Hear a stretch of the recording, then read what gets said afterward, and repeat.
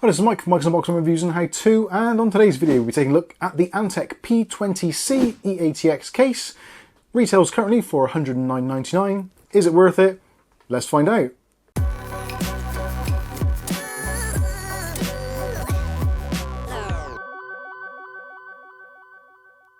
Okay, so in today's video we'll be taking a look at the Antec P20C EATX case. This was actually kindly sent in to us for review purposes from Hollybobs on our Discord. Thank you very much, Hollybobs, much appreciated. Now the reason we've got this is because it was actually a deal which was on from one of the Amazon stores, and it was reduced very, very heavily. I believe it was somewhere around the £30 to £40 mark. So we actually bought two of these. One he's kept himself and the other one he has sent for us. So even by buying two of these, there was still a little bit in the pot left from the original £109.99 price point, of which is what I'll be using to give this as a guidance for the review. But at £110, this actually puts it in a category where there's an absolute ton of competition. And for that reason, this already is slightly disappointing in terms of what you actually get for your money. Straight off the bat, there is no addressable RGB in here whatsoever. No controllers, no fans, etc, etc. So for those of you looking for a little bit of RGB bling for your money, you might be better off going with the DP503 or DF503, whichever it is, which effectively is the same chassis, just with a RGB fan set and the controller. So potentially you might want to check that out.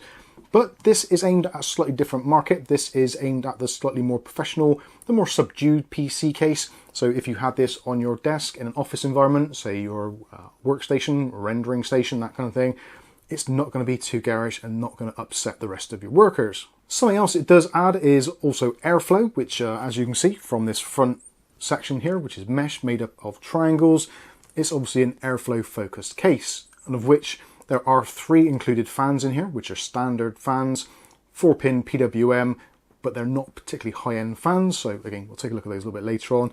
So they've minimalized all of the bling on this. They have added a few small touches. So there is a yellow strip which goes down the side here, which is obviously part of Antec's own branding. Their branding generally is black and yellow. So yeah, kind of ties in with that quite nicely. And you've got some other small accents, such as on the side here, you've got the Antec logo on there, and this little section which comes around the side there, making it have a slightly little bit of a lift over being just a standard square or rectangular box. I'll quickly rattle off the specifications, so those of you that are early doors and want to know if this is actually going to be useful for what you want to do, then you can know straight away. So in terms of CPU coolers, if you're going for an air cooler, you can mount a CPU cooler of up to 170 millimeters. If you're installing a larger power supply, possibly for bigger graphics cards, then you can fit a power supply up to 205 millimeters in length. Potentially you could do longer, but you would need to remove the drive bay, which is internal. And when it comes to GPUs, you can install a GPU of up to 375 millimeters. So plenty of room for those larger GPUs. When it comes to the actual case itself, so we're looking at 470 millimeters from front to back. We're also looking at 220 mil total width. And in terms of height, you're looking at 490 millimeters. So actually for an EATX compatible chassis, it's relatively compact. So let's go through, do a quick teardown of this thing, see what it's all about, and then you can work out whether or not this is going to be suitable for your next EATX or ATX build. So starting off, like I said, with the front panel. So this is a metal front panel, which is actually quite nice and it's quite striking. I like the look of this personally, and is one of the things which kind of drew me to it initially, although the price was slightly off-putting. So luckily for us, Hollybobs stepped into the rescue there. This front panel can be removed pretty easily, so you can use the side bit where it says Antec as a kind of grab handle, and you can pull this section off, or from the top, and it is on kind of toggle pins.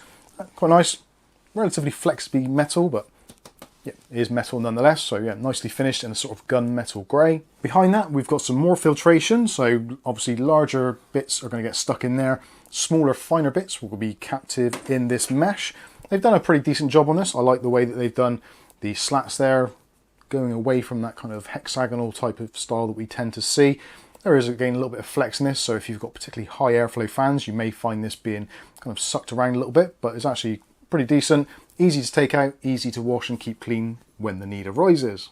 Now we can see the 3 included 120mm Antec fans. Again, these have a RPM of up to about 1700 RPM, 4-pin PWM. No real surprises here, and I would say they're kind of a little bit of a step up of the kind of the throwaway fans, but Certainly in terms of noise profile, they aren't the quietest. Let's have a quick listen to these at full blast in various guises, with them completely open and also with the front panel on. 1 2 1 2 1 2 1 2 1 2 1 2 1 2.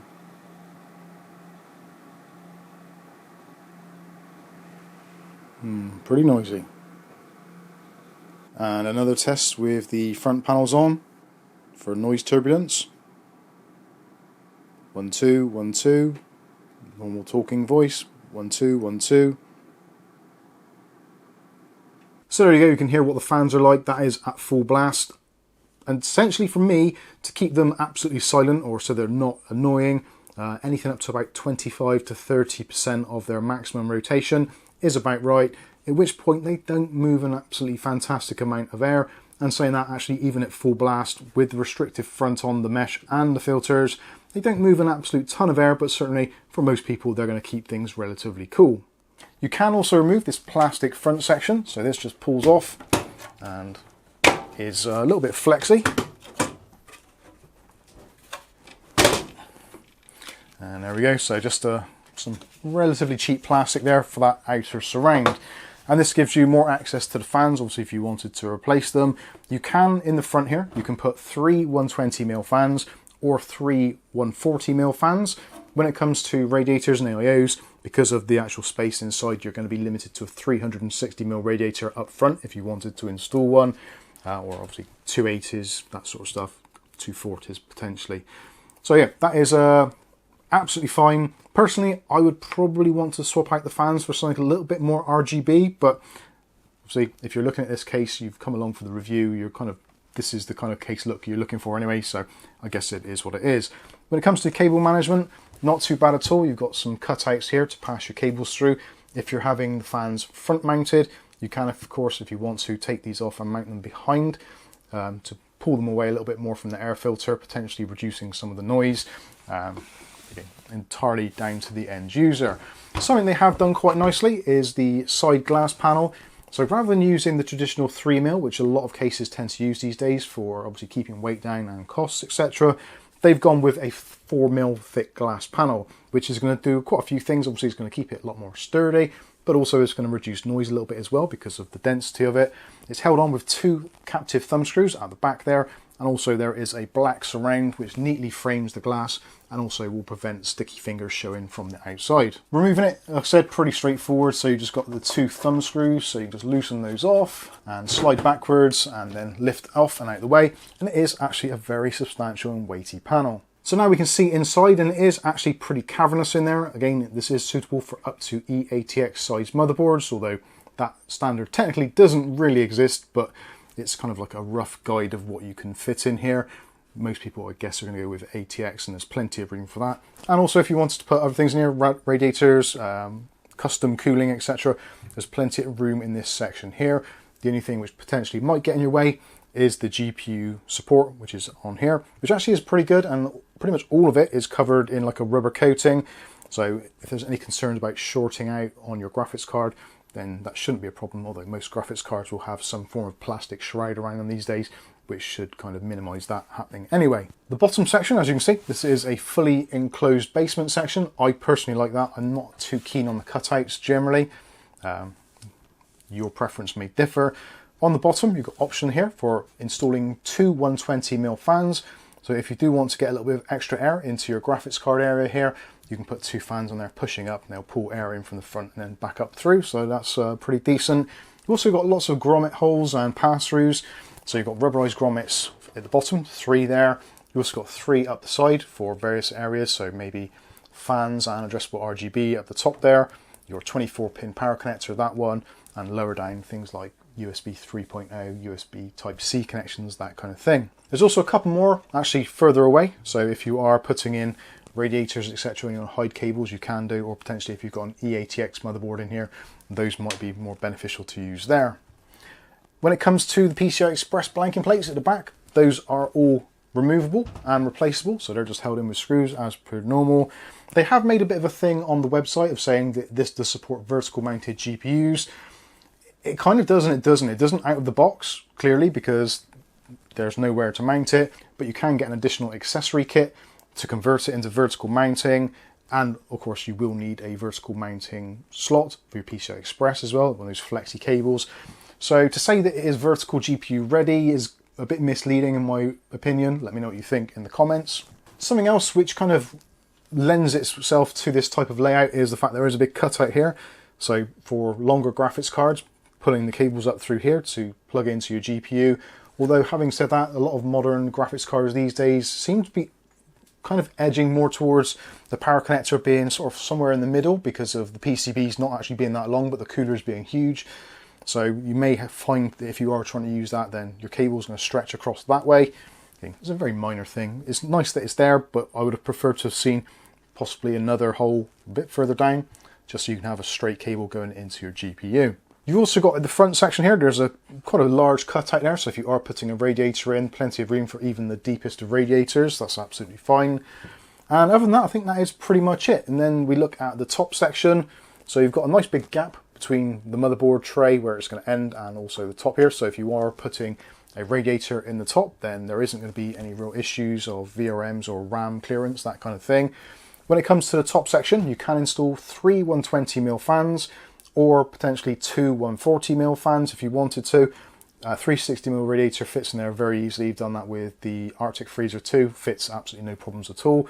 And because of the extra height clearance, there's no obstruction with the rear 120 fan mount, which is a little bit of a shame. I would prefer to have seen a 140 option there as well, or actually potentially just another one of these fans in the back there for an exhaust. Again, these aren't the most expensive fans in the world, as you can see. So I don't think it would have been exactly breaking the bank to install another one in the back. Being the fact that in the accessories box, they do include a 4-into-1 PWM adapter. So yeah, it seems that you've only got the option to plug in 3 unless you purchase an additional fan, which I would probably recommend. Speaking of which, the accessories box, this is it. And as you can see, I've written on there, accessories box, just so you know. And inside here, you've got all the usual stuff. So you've got the manual telling you about the case, how it all goes together, a warranty slip, and also the accessories bag. You've got some more Velcro straps there for tie downs. You've also got all of your screws, fittings, etc. and a few cable ties to keep things nice and neat. Moving around to the back of the case, so you can see 120mm fan mount, as we said, I/O section there, nicely done, no sharp edges, etc. You've got your removable blanking plates. On the bottom, you've got a removable section here for the PSU, so you undo those 2 screws, attach this to your PSU, and then slide your PSU in like that. You don't necessarily have to. There is enough room on the side just to slide a PSU in normally, then attach it. Again, the option's there should you want to. There's also a removable dust filter at the bottom, which is one of those nice mesh ones, so they've done that pretty well. It's not one of those flimsy, horrible things, so they've done a pretty decent job there. And also there are rubber mounts as well on the bottom to isolate the fan noise from your PSU from the rest of the chassis. Moving around to the back, so flat panel, no unsightly bulges there, and 2 captive thumb screws, slide the back panel off. There's a little bit of wiggle in it, but not a great deal. It's pretty nicely done. And then we can take a look in the back. So loads of places here for cable management, loads of tie down points, relatively decent depth there, about 3/4 of an inch, so that's pretty good. You have got 2 big pass-throughs here for your EPS cables, for your CPU 12 volt extra power, and potentially for running your fans, etc., out through the back, wherever. You've also got the cabling here for your front I/O, which is all nicely contained within these Velcro straps, which you can undo and obviously put your main power cables in, all that kind of stuff. You can all see your grommets there, they've been done pretty nicely, and there's also tie down points around the outside of this. Yeah, should be pretty easy to cable manage. You've also got mounting sections here for 2.5-inch drives. They've rubberized grommets on there as well, so if you wanted to put a mechanical drive in there, you could do as well. So you can put 2 drives on there, 1, 2. Nice bit of clearance there between the power supply shroud and also the kind of beginning of the case. So if you want to put your power supply in sideways, you can do very easily. At the bottom, you have got a hard drive rack, so you can put 2 3.5-inch drives in there. One will fit in this plastic caddy, or you can put a 2.5-inch drive in there. If you want to mount a secondary 3.5-inch drive or 2.5-inch drive, you'd have to physically remove the caddy and screw into the top section of it, which is a little bit of a pain, but I guess these days those drives are becoming less and less common, so not the end of the world. And of course, if you want to, you can undo the screws and take that out, leave it out altogether. So I think that is pretty much it for the actual layout. When it comes to the front panel connections, and also you've got your PWM connections there for the fans, which are along there. So you've got nice blacked out cables, front panel I/O, hard drive, LEDs, etc, etc. You've also got a HD audio cable, nice and long as well. So even if your motherboard is kind of way over here, then that stretches along. So they've done nice lengths on the cables, which is always good to see. There's also a USB Type-C connection and also a USB 3.0 connection with 2 cables coming off. So that means 2 ports. Looking at the bottom section, so you can see there's 2 screws which go there. Obviously you can pull that caddy out. You can move the caddy forwards or backwards should you want to, just slightly. And the removable filter slots in there quite nicely, so that's pretty good. Decent sized feet, raising up about 1 inch, and also you've got rubberized pads on there to isolate noise transferring through, so that's pretty cool. Moving around to the top section, so you have got a removable magnetic filter, always good to see. You've got offset mountings for 120mm or 140mm on there, so depending which you want to put in there, whether you go for a radiator, whether you go for fans or whatever. And the I/O is pretty decent as well, so you've got a nice clicky power button, nice clicky reset button as well. Next to that you've got hard drive and power LEDs. Then you've got USB 3.2 Gen 1 ports, you've got 2 of those. Sandwiching in the middle, you've got your headphone and mic jacks. And last of all, you've got your USB Type-C connection. So yeah, that's pretty good. All accounted for, very handy. I like to have a split headphone jack. I don't like the combo ones, those just annoy me, especially for PC stuff. It's really nice to be able to choose whether you have a microphone or headset and not have to kind of fiddle around with adapters, etc. So yeah, overall pretty decent there. So there you go, that is the Antec P20C EATX case. It puts me in a very awkward position. Now, being that this has been sent to us for review purposes from a very valued member of our community, it's very, very difficult for me to be overly dismissive about this case. But I think Hollybobs is actually a pretty decent guy, so he'll completely understand where I'm coming from with this. I think for the full retail price, at £109.99, I do feel that Antec have been smoking some of the funny stuff. I do not see any way on God's green earth that this case is worth that amount of money. Now, potentially you think I'm wrong, in which case feel free to let us know in that comment section below. I would say this is arguably a £60 to £70 case in terms of its value proposition. And if you compare it with others on the market, I would put this somewhere in the same kind of section as something like possibly the GameMax F15 Mesh, which actually does include a set of fans and an addressable RGB controller, has pretty much the same characteristics, potentially better airflow, maybe the actual ability to put a 360mm rad in the top with ease is one of those things which may swing you in a certain direction. But I do think that Antec are they're almost winging it on their brand name. Back in the day, in the early 2000s, pretty much every single case that we had here at Mike's Unboxing, my PC, Cap's PC, the son's PC, even the spare PC that was in the front room, basically they all were using Antec cases. And generally it was I think it was the 201 or 202 or 200, whatever it was. It was a great case and it had a lot of flexibility and it was great value for money back in the day.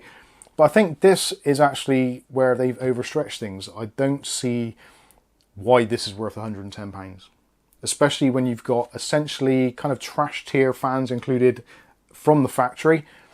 Maybe if it had some half decent addressable RGB fans and a controller, which would add maybe £20 to £30 worth of value to it, then potentially I would say, yeah, okay, I can see where you're coming from. But when you've got cases on the market, like I said, the GameMax, or potentially even things like the Corsair 4000D, that sort of thing, the 5000D, slightly more expensive, but arguably a better case, I struggle to see where the value is on this. It has got some nice features, USB Type-C, dual USB 3 ports, separate headphone and mic jacks, nice bit of ventilation, easily removable mesh filters, etc. And the potential to stuff in an absolute ton of parts with room to breathe. Yes, it has got some great features, but I don't feel that they justify the price tag on this one. So I think that is pretty much where we're going to leave this one. If you're looking for this case or you're looking at buying this case, I would strongly suggest taking a look around the rest of the market to see what is available. You can get significantly better for not a great deal more money, and you can get things which would be of equal or potentially even better design and value for you for less money. So I think Antec need to work on their pricing structure and potentially drop this one in price considerably before I can give it a wholehearted recommendation. In terms of me for using it, the fact that we've got it for what was a brilliant price at the time, Hollybobs did, it's going to be a great case to work in, and for the value that I think he spent somewhere around 30, 40, maybe £50. Excellent, can't fault it at all.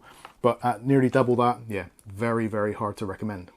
So there you go. There has been my thoughts and opinions on the Antec P20C EATX case. Feel free to let me know what you think in the comments section. I'm sure there's going to be some Antec fanboys out there which are going to have a lot to say about this one, and I do welcome your comments. So please do leave them down below. But I think that's going to wrap this one up. I've been Mike. This is Mike's Unboxing Reviews and How To, and hopefully we'll catch you in the very next video. Thanks for watching.